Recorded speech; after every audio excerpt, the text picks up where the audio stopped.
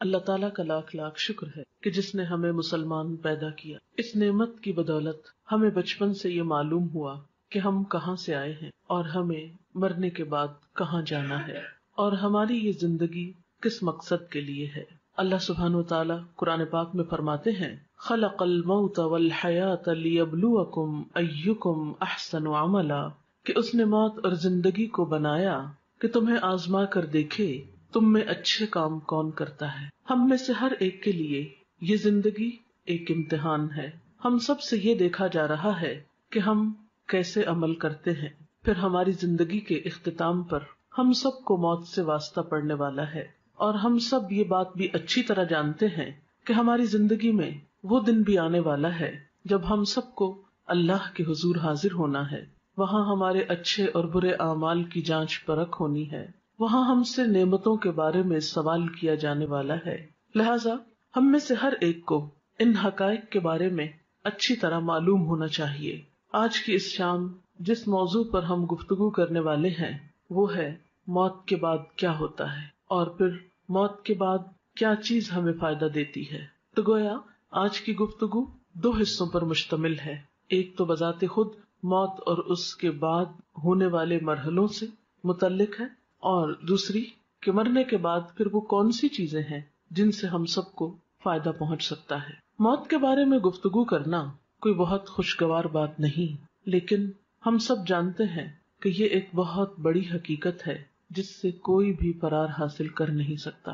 یہ ایک ایسا تلخ پیالہ ہے جو ہم میں سے ہر ایک کو پینا ہے. اس لیے عقل مند ہے وہ شخص جو آنے والے وقت سے پہلے اس کے لیے تیاری کر لے اور اچھی طرح جان لے کہ اس پر کیسی کیسی کیفیات گزرنے والی ہیں. قرآن پاک میں اللہ سبحانہ وتعالیٰ فرماتے ہیں کل نفس ذائقۃ الموت، ہر شخص کو موت کا مزہ چکھنا ہے. اور یہ بات 3 بار فرمائی گئی ہے. موت کیا ہے؟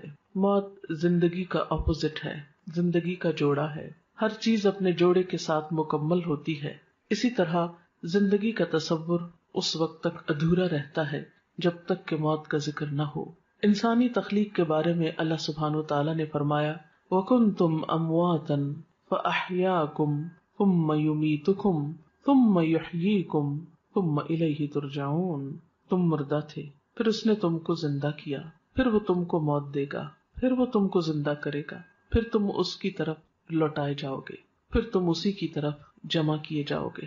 ہم کچھ نہ تھے، پھر ہم وجود میں آئے، پھر ایک وقت ہوگا کہ موت آ جائے گی اور ہماری یہ ظاہری ہستی ختم ہو جائے گی، اور پھر ایک وقت آئے گا کہ دوبارہ زندگی ملے گی اور پھر اللہ کی طرف واپسی، حساب کتاب کا وقت. گویا ہر انسان ان 4 مرحلوں سے گزرتا ہے. پہلا مرحلہ کچھ نہ تھے.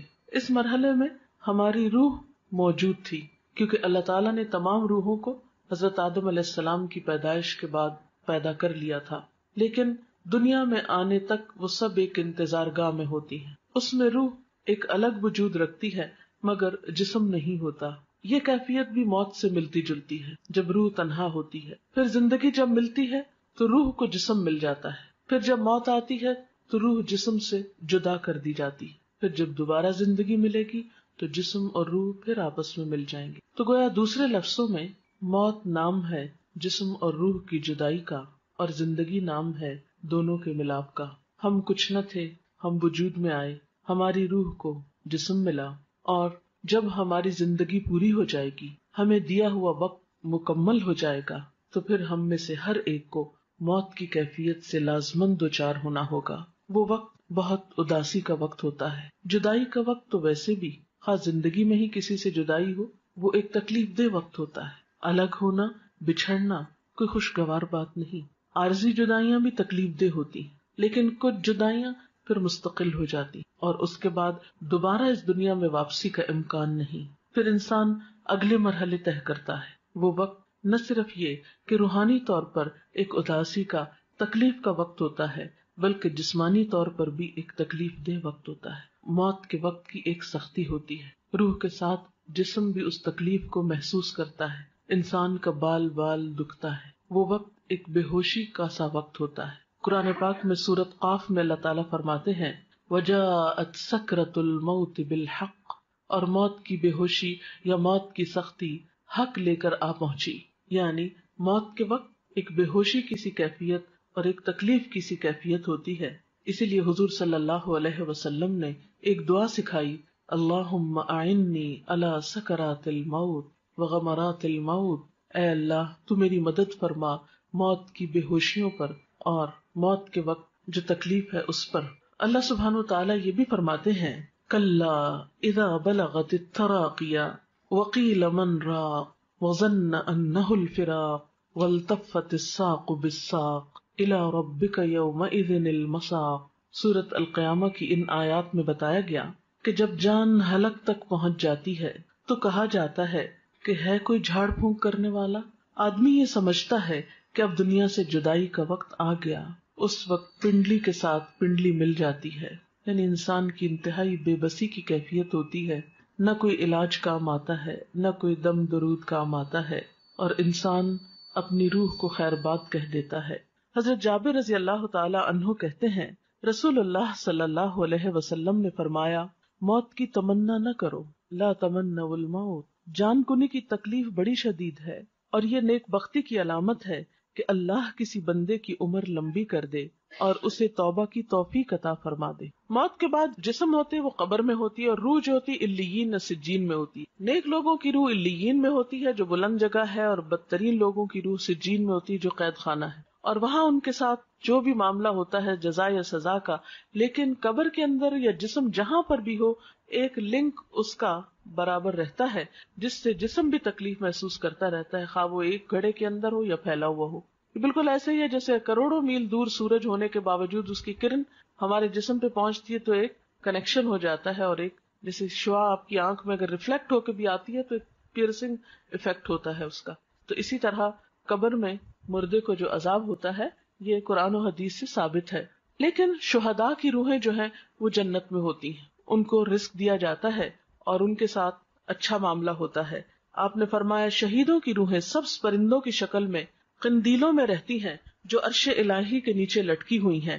جب چاہتی ہیں جنت میں سیر کے لیے چلی جاتی ہیں، اور جب چاہتی ہیں واپس آ کے انہیں قندیلوں میں بیٹھ جاتی. یہ مسلم کی روایت ہے. حضرت عبداللہ بن عباس کہتے ہیں کہ آپ صلی اللہ علیہ وسلم نے فرمایا، شہداء جنت کے دروازے پر بہنے والی خوبصورت نہر کے سبز گنبدوں میں ہیں جہاں انہیں صبح شام ان کا رزق دیا جاتا ہے. اس کے بعد یہ کہ قیامت کا دن آتا ہے اور انسان کا حساب کتاب شروع ہوتا ہے. میں اس کی تفصیلات میں نہیں جاؤں گی. میں اپنے لیکچر کا دوسرا اہم ترین حصہ کہ مردے کے لیے پھر ہمیں کیا کرنا چاہیے وہ تو پہنچ گیا جہاں اس کو پہنچنا تھا. ان احادیث کی روشنی میں اور قرآنی آیات کی روشنی میں زیادہ بڑا فرق جو ہے وہ مسلم اور کافر کا ہے. اور ایک چیز بیچ میں منافق کی بھی آتی اور برے اعمال کی بھی آتی. بہرحال قیامت کے دن انسان کی شکلوں صورتوں کو، اس کے مال کو، پراپرٹی کو، جائیداد کو، اس کی ذہانت اور اس کی ڈگریوں کو، سرٹیفکیٹس کو نہیں دیکھا جائے گا. اس کی نیت دیکھی جائے گی، اس کا اخلاق اور اس کے اعمال اور اس کا کردار دیکھا جائے گا کہ اس نے اللہ تعالیٰ کی پسند کے کتنے کام کیے. مثلاً ایک شخص زبان کھولتا ہے اور غلط باتیں کرتا ہے، جھوٹ بولتا ہے، الزام تراشی کرتا ہے اور ساتھ نماز بھی پڑھتا ہے. ایک شخص شہید ہو رہا ہے اور ساتھ والدین کی نافرمانی وہ کرتا ہے. تو کچھ مسلمان ایسے ہوں گے کہ جن کے ملے جلے عمل ہوں گے. اب یہ اللہ تعالیٰ پر ڈپینڈ کرتا ہے کہ وہ کس کے ساتھ کیا معاملہ کرے. دیکھیں نا، آپ انسانوں میں کچھ انسان ہوتے ہیں جو آپ کے دوست ہوتے ہیں، آپ کو معلوم ہے کیسے معاملہ کریں. کچھ دشمن ہوتے ہیں، آپ کو پتا ہے. کچھ بیچ کے لوگ ہوتے ہیں، پھر وہ اللہ کی مرضی جس کیٹیگری میں ان کو رکھے. لیکن بہرحال نبی صلی اللہ علیہ وسلم نے جب صحابہ کرام کے سامنے ان سب باتوں کا ذکر کیا تو صحابہ کرام ایک موقع پر اتنا روئے کہ سب نے اپنے منہ پہ کپڑے ڈال لیے اور سسکیاں لے لے کر روئے. ان سب نے یہ محسوس کیا گویا یہ ساری باتیں ہمارے ہی بارے میں کی گئی ہیں. لیکن جب ہمیں اس طرح کی کوئی بات سنائی جائے تو ہم کہتے ہیں نہیں یہ تو کافر کی بات ہے، منافق کی بات ہے، ہم تو کلمہ پڑھتے ہیں اس لیے ہم پہ کوئی اثر نہیں. لیکن ٹھیک ہے ہم کلمہ پڑھتے ہیں، لیکن یہ بھی دیکھنا چاہیے کہ کلمے کی تصدیق کتنی کرتے ہیں، اس کو سچا کتنا مانتے ہیں، اور اللہ تعالیٰ کو بڑا کتنا مانتے ہیں، اس کی اطاعت کتنی کرتے ہیں.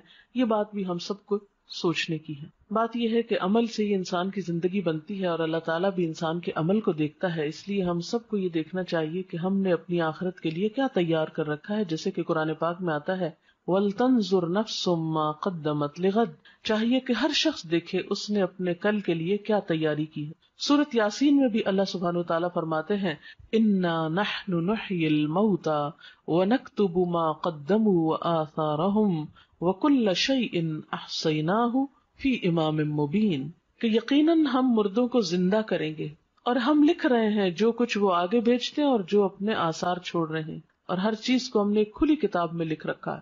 تو گویا ہر انسان کا نامہ اعمال دو چیزوں پر مشتمل ہے، ایک وہ جو اپنی زندگی میں کام کرتا ہے اچھے یا برے، دوسرے وہ جو اس کے بعد اس کے نام پر یا اس کو دیکھ کر لوگ کرتے ہیں. مثلاً اس کے جتنے بھی آثار ہیں، آثار سے مراد نشانیاں ہوتی ہیں، اثر کی جمع ہے. بچے اس کی نشانیاں ہیں، یا اس کا علم اس کی ایک نشانی یا علامت ہے، یا اور اس کے کچھ اچھے اعمال. ایسے اعمال کا اس کو بعد میں بھی بونس ملتا رہتا ہے، اجر ملتا رہتا ہے، لیکن نئے عمل کرنے کا وقت ختم ہو جاتا ہے. اس لیے ہم دیکھتے ہیں کہ نبی صلی اللہ علیہ وسلم نے فرمایا مرنے کے بعد انسان کے اعمال کا سلسلہ منقطع ہو جاتا ہے سوائے تین چیزوں کے جن کا ثواب میت کو پہنچتا رہتا ہے. نمبر 1 صدقہ جاریہ کرنا، نمبر 2 لوگوں کو فائدہ دینے والا علم، نمبر 3 نیک اولاد جو میت کے لیے دعا کرتی ہے. تو گویا انسان کے آثار میں تین چیزیں ہیں. ایک تو یہ کہ زندگی میں انسان ایسی جگہ اپنے ہاتھ سے پیسہ لگا جائے کہ جس سے لوگوں کو فائدہ پہنچے، سے کوئی کنواں کھدوا دیا یا کوئی اسکول بنوایا، کوئی ہاسپٹل بنوایا یا کوئی اور اچھا کام کیا. دوسرا یہ کہ کسی کو کوئی تعلیم دے جائے، کچھ سکھا جائے، کوئی اچھی بات بتا جائے اور وہ اس پر عمل کرے. اور تیسری یہ کہ نیک اولاد جو اچھی تربیت والدین کرتے ہیں تو اس پر جو کچھ وہ نیک اولاد کام کرے گی وہ والدین کے لیے اجر و ثواب کا باعث ہوگی. حضرت انس کہتے ہیں کہ میں نے نبی صلی اللہ علیہ وسلم سے سنا، آپ فرماتے ہیں دوست تین قسم کے ہوتے ہیں، یعنی فرینڈز کی تین قسمیں. ایک دوست تم سے کہتا ہے میں تمہارے ساتھ رہوں گا یہاں تک کہ تم قبر میں پہنچ جاؤ. ایسا آدمی جب قبر میں پہنچتا ہے تو وہ دوست اس کا ساتھ چھوڑ دیتا ہے. دوسرا دوست وہ تم سے کہتا ہے تمہارا بس اتنا حصہ ہے جتنا تم نے غریبوں کو دیا، اور جو کچھ تم نے نہیں دیا اپنے پاس رکھا وہ تمہارا نہیں. اس دوست کا نام مال ہے. یعنی ایک انسانی دوست ہے جو زندگی میں ساتھ دیتا ہے، مرنے پہ ساتھ چھوڑ جاتا ہے. دوسرا مال ہے جو اگر تو اچھے کاموں میں لگا دیا جائے، دوسروں پہ خرچ کیا جائے تو بعد میں بھی کام آئے گا، اور اگر صرف اپنی ذات پر خرچ کر دیا اور اپنی خواہشات کے پورا کرنے پر تو اس سے کیا ہوگا، وہ بعد میں کام نہیں آئے گا. اور تیسرا دوست تم سے کہتا ہے کہ میں تمہارے ساتھ رہوں گا اس جگہ بھی جہاں تم داخل ہوگے، اس جگہ بھی جہاں سے تم نکل کر جاؤ گے، یعنی قبر.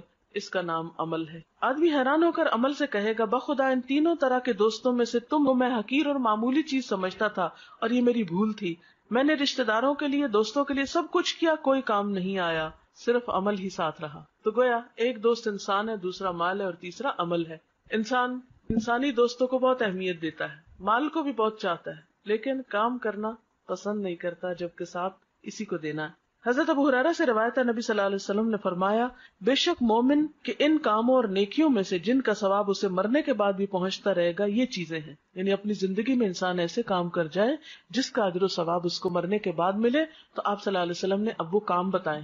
اب یہ حدیث ہم سب کے لیے کہ وہ کون سے کام ہیں جو آج ہم کریں تو ہمیں قبر میں بھی اس کا پروفٹ ملتا رہے گا، اس کا فائدہ ملتا رہے گا، کیونکہ عمل ہی ساتھ جائے گا نا. وہ کون سے ہیں؟ نمبر 1 وہ علم جس کو اس نے سیکھ کر پھیلایا، یعنی خود بھی سیکھا اور دوسروں کو بھی سکھایا یا پھیلایا. نمبر 2 نیک اولاد جو اپنے بعد چھوڑ گیا، کیونکہ وہ بھی جو کچھ کرے گی انسان کی کوشش ہوتی ہے نا اس میں شامل، کیونکہ اولاد کو سکھاتا ہے انسان، طالب علموں کی طرح تربیت کرتا ہے، تو جو وہ کرے گا وہ بھی ثواب ملے گا اس. نمبر 3 قرآن مجید جس کا وہ دوسرے کو وارث بنا گیا، یعنی اس کے اپنا تھا جس سے پڑھتا تھا کرتا تھا، پھر وہ کسی کو دے گیا اور کوئی اور اس کو پڑھ رہا ہے. نمبر 4 مسجد جو وہ تعمیر کر گیا. نمبر 5 مسافروں کے ٹھہرنے کے لیے گھر بنا گیا، یہ کوئی ہاسٹل بھی ہو سکتا ہے، کوئی مسافر خانہ، سرائے، کچھ بھی ہو سکتا ہے. نمبر 6 نہر جاری کر گیا، یعنی پانی کا انتظام کر گیا. نمبر 7 صدقہ خیرات جو وہ اپنے مال میں سے اپنی تندرستی اور زندگی کی حالت میں نکال کے گیا، یعنی کہ مرتے وقت یہ فلاں کو دے دو فلاں کو، وہ تو پھر ہو گیا اوروں کا. ان چیزوں کا اس کو مرنے کے بعد بھی ثواب پہنچتا رہے گا. یعنی یہ وہ اعمال ہیں کہ جو مرنے کے بعد بھی انسان کے کام آتے ہیں. حضرت ابو ہریرہ سے روایت ہے سعد بن عبادہ کی والدہ فوت ہو گئی تو سعد نے کہا اے اللہ کے رسول صلی اللہ علیہ وسلم میری ماں فوت ہو گئی ہے، کیا میں اس کی طرف سے خیرات کر سکتا ہوں؟ آپ نے فرمایا ہاں. عرض کی کون سی خیرات بہتر رہے گی؟ فرمایا پانی پینے کا انتظام، یعنی دوسروں کو پانی پلانے کا انتظام کرو. تو مرنے والے کے لیے یہ نیکی بھی باعث ثواب ہے، خواہ انسان اپنی زندگی میں خود کر جائے یا اس کے بعد اس کی اولاد کرے یا وارث کرے. پھر علم کے بارے میں آپ صلی اللہ علیہ وسلم نے فرمایا بے علموں کو علم سکھانا صدقہ ہے. حصول علم کے راستے پہ چلنے والے کے لیے اللہ تعالیٰ جنت کا راستہ آسان کر دیتے ہیں. یعنی علم جو ہے انسان کے لیے بہترین صدقہ جاریہ ہے. انسان اگر سیکھتا ہے، سکھاتا ہے، کوئی کتاب لکھتا ہے، کوئی مضمون لکھتا ہے، کوئی کسی کو تعلیم دیتا ہے، کسی طالب علم کی فیس دیتا ہے، کوئی اسکول بنوا دیتا ہے، کوئی مدرسہ بنواتا ہے، کچھ بھی جو علم کی ایکٹیویٹی یا ترقی کے لیے، اور آج کا دور جیسے کمپیوٹر اور انٹرنیٹ کا دور ہے یا اور وسائل، تو کوئی بھی ایسا آلہ یا چیز خریدنا یا تیار کرنا یا ایجاد کرنا، وہ سب اس میں شامل ہے جس سے خیر کی بات عام ہو سکے.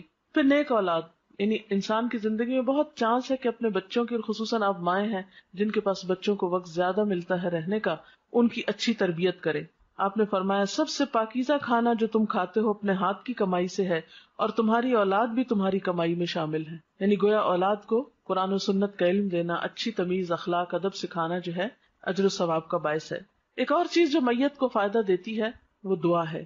ایک مسلمان جب اپنے بھائی کی عدم موجودگی میں دعا کرتا ہے تو وہ قبول ہوتی ہے، اور اس آدمی کے پاس ایک نگران فرشتہ ہوتا ہے جو کہتا ہے کہ جو دعا تم اپنے بھائی کے لیے کر رہے ہو وہی تم کو بھی ملے.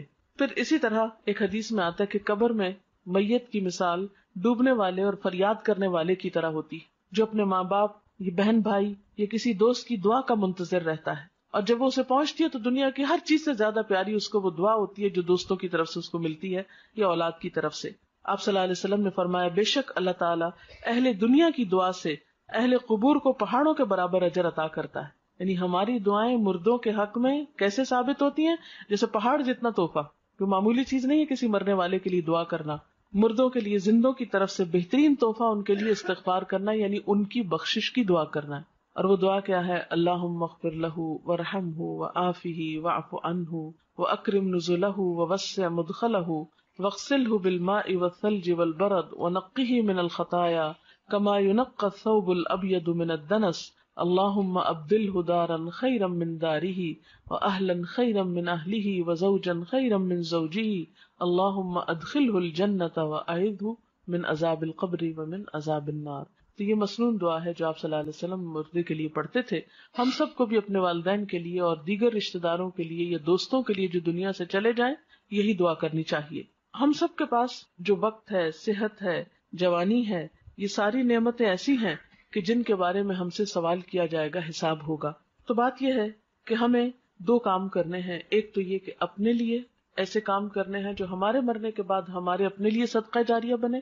دوسرے وہ کام ہیں جو ہمیں اپنے عزیز دوستوں، رشتہ داروں، والدین اور دیگر اقربا کے لیے کرنے ہیں اگر وہ دنیا سے چلے جائیں، کیونکہ وہ اب اپنے لیے خود کچھ نہیں کر سکتے، وہ اب آپ کی دعاؤں کے محتاج ہو گئے. تو سب سے پہلی بہترین چیز جو کرنی ہے آپ کو وہ دعا کرنی. نمبر 2 یہ کہ ان کے لیے صدقہ خیرات کرنا ہے، اور خاص طور پر اگر وہ کوئی قرضہ چھوڑ گئے تو پہلے اس کو ادا کریں، ان کی وراثت تقسیم کرنے میں مدد کریں اہل خاندان کی. تیسری چیز، اگر ان کے روزے چھوٹ گئے ہیں تو اس کو ادا کریں، چاہے خود رکھیں یا اس کا کفارہ دیں. اور چوتھی چیز یہ کہ ان کے لیے صدقہ خیرات کا اہتمام، جیسے کنویں کھدوانے کی شکل میں یا پانی پلانے کی شکل میں یا اور کسی بھی طریقے سے.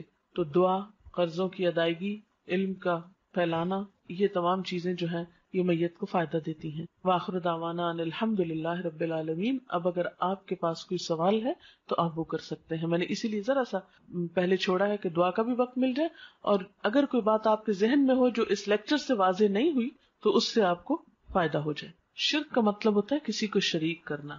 اللہ تعالیٰ کی ذات میں، اس کی صفات میں، اس کے حقوق میں، اختیارات میں کسی اور کو شریک سمجھنا شرک ہوتا ہے. ذات میں شرک کیا ہے؟ جیسے اللہ تعالیٰ کو الہ ماننے کے علاوہ پتھروں کے بت یا فرشتوں یا نیک انسانوں کو بھی پوجنا، یعنی خواہ وہ کوئی قبر ہو یا پتھر کا کھڑا بت ہو یا کوئی فرشتہ ہو یا پھر مورت ہو یا کوئی بھی چیز. صفات میں شرک یہ ہوتا ہے کہ جو قوت اللہ کے پاس ہے وہ اوروں کے پاس بھی. مثلا وہ رزق دیتا ہے تو ہم یہ آس لگا لیں کوئی اور بھی دیتا ہے. اگر وہ دعائیں سنتا ہے تو ہم سمجھے کوئی اور بھی ہماری پکار سننے والا ہے. اگر وہ رزق اور اولاد دیتا ہے تو ہم سمجھے کسی انسان کے ہاتھ میں بھی ہے، نعوذ باللہ. ایسا یہ صفات میں شرک ہوتا ہے. کسی کو قسمتوں کا بنانے بگاڑنے والا ماننا نہیں، یہ سب صرف اللہ ہی کرتا ہے. ان یمسسک اللہ بضر فلا کاشف لہ الا، اگر تم کو کوئی نقصان پہنچے تو اس کو دور کرنے والا کوئی نہیں سوائے اللہ کے. اگر یہ سمجھنا کہ ہمارا غم اور مشکل کشائی کوئی اور کر دے گا، یہ شرک.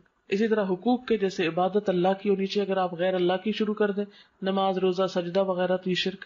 اختیارات، یہ کہ جیسے اختیارات اللہ کے اگر کسی اور میں سمجھے تو یہ بھی شرک. سوال ہے میت کے نام پر کھانا پکا کر کسی کو کھلانا یا مسجد میں بھیجنے سے میت کو فائدہ ہے یا نہیں؟ اگر وہ کسی غریب کو آپ کھلا رہے ہیں، کسی ضرورت مند کو دے رہے ہیں، تو انشاءاللہ فائدہ پہنچے گا، یعنی صدقہ اس کے نام پر آپ کر رہے ہیں، اس کو فائدہ پہنچانے۔ لیکن اگر وہ پکا کر خود ہی بیٹھ کے کھا لیتے ہیں، جیسے ہمارے ہاں ہوتا ہے کہ تیسرے دن کل کرتے ہیں اور اس میں اچھے اچھے فروٹ کاٹتے ہیں، اور وہ سب آئے ہوئے دوست رشتے دار کھا پی کے گھروں کو چلے جاتے ہیں، پارٹی کا سما ہوتا ہے، تو یہ تو کوئی صدقے کی قسم نہیں ہے۔ یا پھر یہ کہ ہر جمعرات کو ہم اسی طرح کا کام کرتے ہیں، یا 40 دن گزرنے پر ہم دیگ چڑھاتے ہیں اور سب ایک جیسے دعوت ہو رہی ہے سب کی، آئے بیٹھے کچھ اور کھایا پیا اور چلے گئے، تو صدقہ ہے نا، یعنی کسی غریب کو کھلانا، کسی ضرورت مند کو دینا۔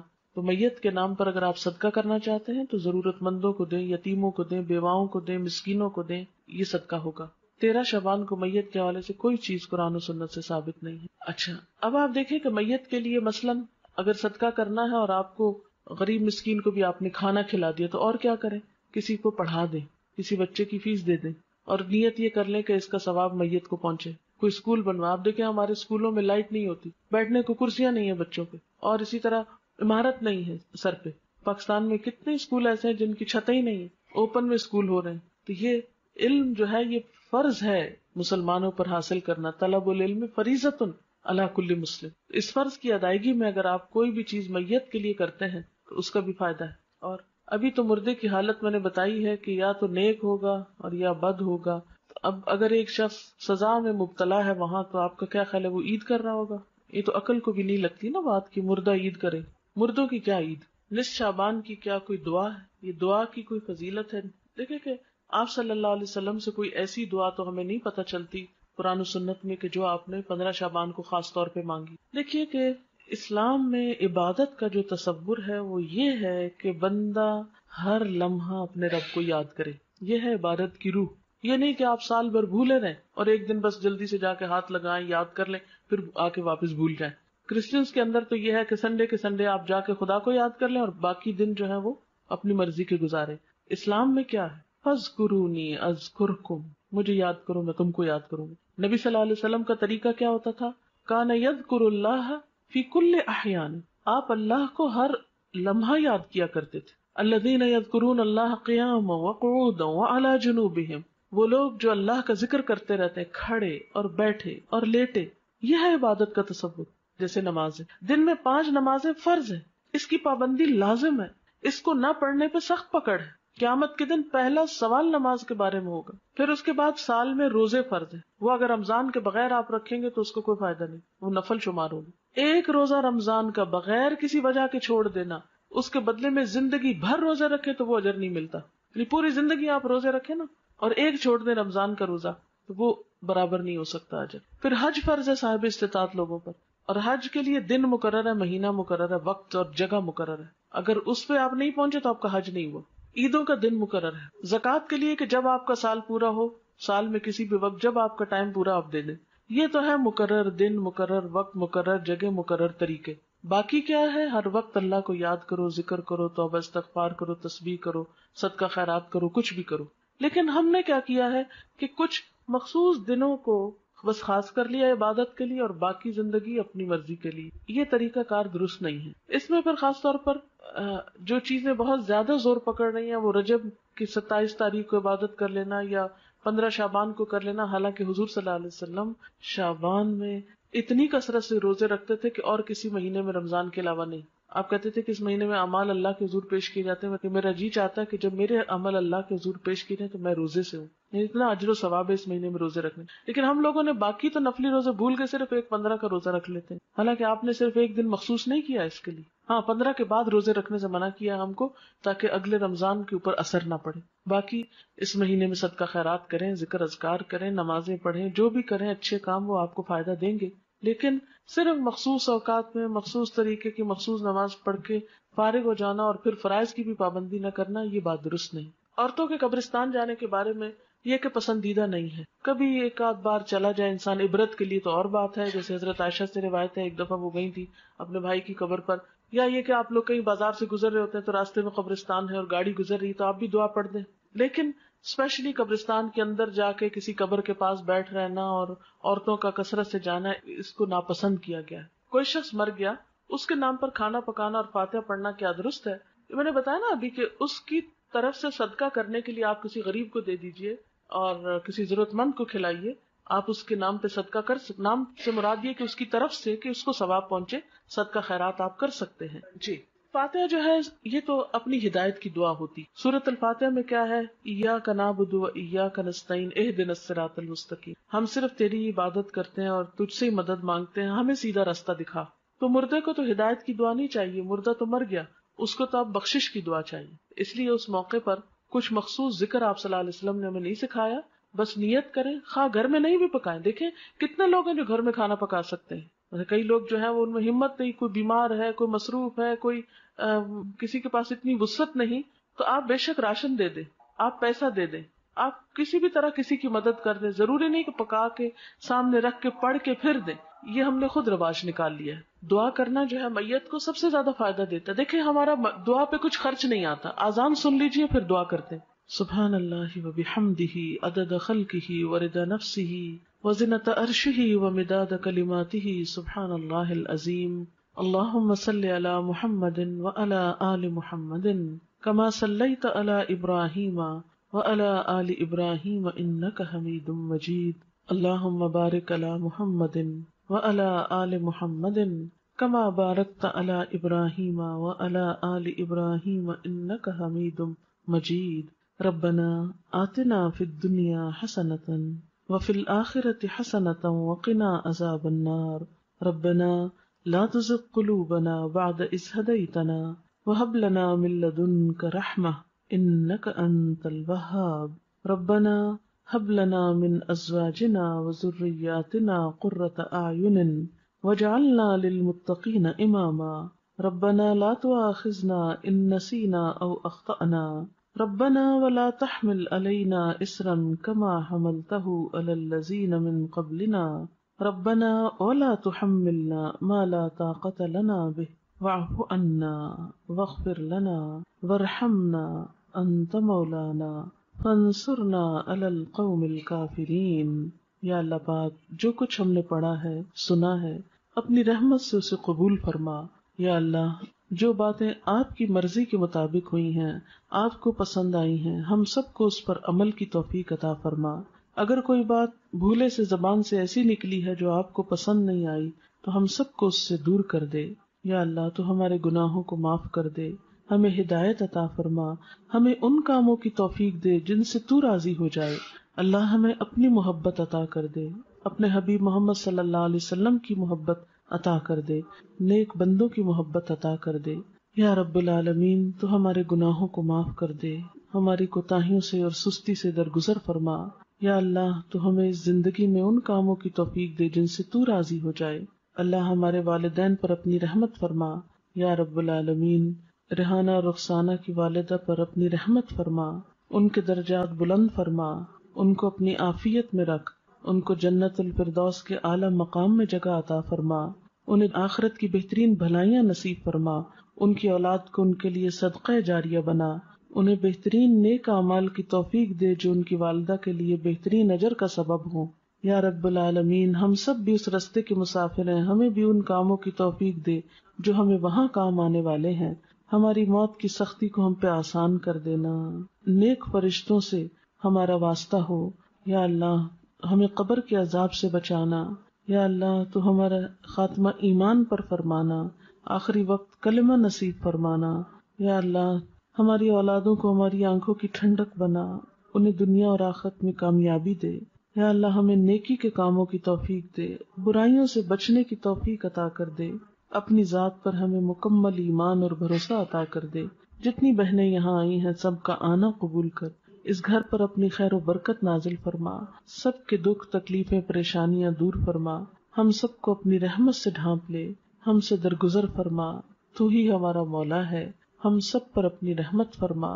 ربنا تقبل منا انك انت السميع العليم وتب علينا انك انت التواب الرحيم. وصلى الله تعالى على خير خلقه محمد وعلى آله واصحابه واهل بيته اجمعين برحمتك يا ارحم الراحمين. الہی آمین. سبحانک اللہم و بحمدک نشہد ان لا الہ الا انت نستغفرک و نتوب الیک۔ رخسانہ، کچھ کیسٹ اور کتاب شاید آپ کو اپنی والدہ کے صدقہ جاریہ کے لیے تقسیم کرنا چاہتی ہیں، اس کے لیے میں آپ کو تھوڑا سا گائیڈ کرنا چاہوں گی کہ جب بھی آپ نماز پڑھیں اور قرآن پاک پڑھیں تو یہ چھوٹی سی دعاؤں کی کتاب ہے، اس کو آپ اپنے پرس میں رکھ لیں، اپنے کہیں بھی قریب رکھ لیں۔ تو ویسے تو اتنی دعائیں زبانی یاد نہیں ہوتی، بھول بھی جاتے ہیں ہم، ترتیب یاد نہیں ہوتی، تو آپ کیا کر سکتے ہیں کہ قرآن پاک کے بعد دعا قبول ہوتی ہے، اس وقت آپ وہ کتاب کھولیں، 5 دعائیں، 10 دعائیں، 20 جتنی آپ میں توفیق ہو ان کو پڑھ لیں، نشانی رکھ لیں، پھر اگلی نماز کے بعد پھر اگلی 5-10 پڑھ لیں، پھر اگلی نماز کے بعد اس طرح کر لیں، یا اگلی تلاوت کے بعد، کیونکہ میرا خود اپنا طریقہ یہی ہے کہ میں جب بھی نماز یا قرآن پڑھتی ہوں تو پھر ان دعاؤں کو آگے آگے چلاتی جاتی ہوں۔ اس طرح الحمدللہ قرآن کی دعائیں اور نبی صلی اللہ علیہ وسلم کی جو مسنون دعائیں ہیں جس میں دنیا آخرت کی ہر بھلائی کا ذکر ہے، ہمارا اپنا دماغ اتنا کام نہیں کرتا، تو وہ آپ پڑھتے جائیں۔ اس کا ایک تو فائدہ آپ کو خود ہوگا، دوسرا یہ کہ جن کے صدقہ جاریہ کے لیے یہ دیا جا رہا ہے ان کو بھی ثواب پہنچے گا۔ دوسرا ایک کیسٹ ہے